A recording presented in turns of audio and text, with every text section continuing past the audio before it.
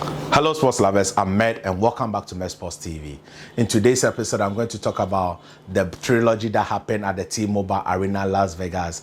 And for the third time, these two gallant warriors put their life on the line to entertain us. But it was just unfortunate that this particular third fight did not live up to expectation, did not live up to the standard by which we watched the first and the second fight. Though there was a lot of bad blood in this fight, Canelo saying he is going to retire GGG. This is not how you retire a fellow boxer. This is not how you do it. And I wasn't so impressed by the output of both fighters, especially Saul Canelo Alvarez, being the younger of the two, be in his physical prime of the two. I don't think Saul Canelo Alvarez put in a lot of effort in order to secure the W. Though he did, but it should have been an emphatic knockout win for Canelo. But credit to GGG, he has one hell of a chin. I think he has the best chin in boxing. He hasn't been knocked down as a pro or as an amateur. So this guy believes in his chin, and he was more worried about the body shots in the fight. But before I get into the round-by-round detail, please do me a favor by subscribing to this channel. Press the like button. Express your views in the comment section, because the box is for you to say what you think about this fight. And also share this video on other social media platforms so others can enjoy. Now, let's take the introduction, and I will be back with you.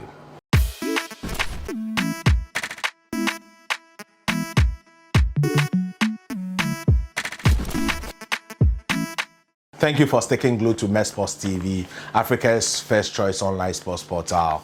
Now, let me take it from the first round. There was pretty no much activity in the first round. Canelo was just the aggressor. Triple G was just a passenger on the back pedal throughout the first round. Then the second round, Canelo increased the tempo a little bit, continued throwing the power punches, but Triple G devised a strategy now to move his body in a straight line, then go backwards in order to avoid the punch from Canelo. That was also a good strategy, but as the round goes by, I will tell you why that tactics did not benefit Triple G. Now to round three, with Canelo controlling the fight and the pace of the fight, his confidence was oozing. His confidence kept on oozing, and Triple G still did not have an answer to that. He was just throwing one jab at a time. They were not those power jabs we know of Triple G again. Canelo ate those jabs, and Canelo was also coming back with his own jab. But as at the third round, I had noticed that Canelo, who said he would knock out Triple G, was not going to knock out Triple G. I noticed that one because in order for him to knock out Triple G, he needed to go to the body of Triple G, because Triple G is very strong to the head. He has an iron head. The only way he could have knocked Triple G out was to attack the body frame, the tummy, the liver shot that would weaken Triple G. But he wasn't doing that, so I knew that Saul Canelo Alvarez was not going to knock out Triple G. I believe I said in the preview that this fight was not going to be there wasn't going to be a knockout. I believe that both men are world level fighters, and when you meet world level opponents, it is difficult to secure a knockout. So I did not believe as of now that Canelo would knock GGG out because of the way he started fighting, just power punch after power punch, just like he did in the Dimitri Bivol fight. And Triple G wanted to box Canelo, and it wasn't working. It's not Dimitri Bivol. He doesn't have that much skill of boxing, though he has a very good amateur pedigree. He doesn't have that skill Dimitri Bivol has. Now to round four. Now in the fourth round, GGG kept on being same. He did not double his jabs. So if you double your jab and triple your jab, it would make your opponent reset. GGG wasn't doing that. So Saul Canelo continued having a field day and being the aggressor and pushing him backwards. Then in the fifth round, that was when GGG threw his first double jab.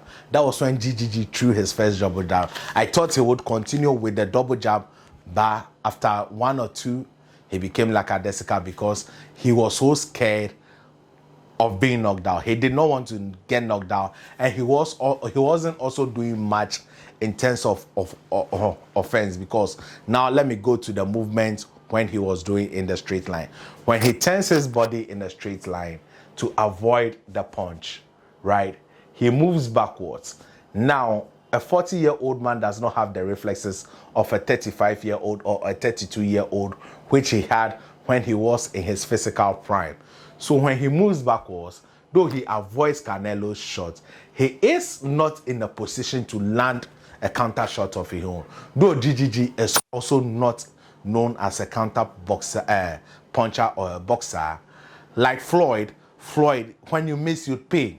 And when Canelo missed, GGG was not making Canelo pay for it. If GGG had made Canelo pay for his miss, it would have made Canelo retort his form of attack. And as at now, though Canelo was winning the fight comfortably, I wasn't impressed by Canelo because he was still using the same style. He wasn't making any adjustment. Just like the Dimitri Bivol fight, Canelo did not make any adjustment in that fight.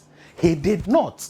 He was so comfortable with whatever he was doing, hitting Dimitri Bivol to the chest. And Canelo has become so comfortable in his power that he throws one punch and expects to get you out of there. But high-level boxing, it is very difficult to secure a knockout. Now to round 7. GGG became extra slow. Canelo seems to now be having a full way, taking his crown and cementing his legacy right to Mexico. And the Mexican fans were chanting for him. Gennady Golovkin did not have it. He did not have it. Then in the 8th round, we saw him come out in the first few seconds of the 8th round. But as Canelo started pushing him back again, GGG went to sleep. Now, in the 9th round, GGG suddenly aged younger in the 9th round. He started being the aggressor in the 9th round. I don't know if he was conserving energy for the later rounds because he wasn't sure of himself or he wasn't sure of his gas tank. But in the 9th round, GGG aged about 4 years younger and he started being the aggressor. He started pushing Saul Canelo backwards. And Saul Canelo, I don't know if because he started his career very early at age 15, age has caught up with him. He did not fight in this particular fight as the 32-year-old that would dominate. GGG started pushing him back. And GGG, for the first time in this fight, landed his overhand hook. And referee Russell Mura came to warn him about the rabbit punching and all lies. Both men showed each other respect and continued the fight. Now, the 9th, 10th, 11th, and 12th, GGG was the aggressor in that fight. He has suddenly come to life. But in the 10th, Saul Canelo came in again, dominated that fight. But in the 11th and 12th round were for GGG. The old Gennady Golovkin was back, and those were some of the exciting rounds of the fight. Besides that, it was just a very pedestrian fight, very basic fight. It was tactical, but there wasn't change in levels so much. Both fighters did not want to take risks because they were wary of each other's power and strength, because they have now been in the ring for 36 rounds and nobody has been knocked down. Let that sink in. Both men are knockout artists, but the two of them has been in the ring for 36 rounds. Not even a single knockdown was secured by both men.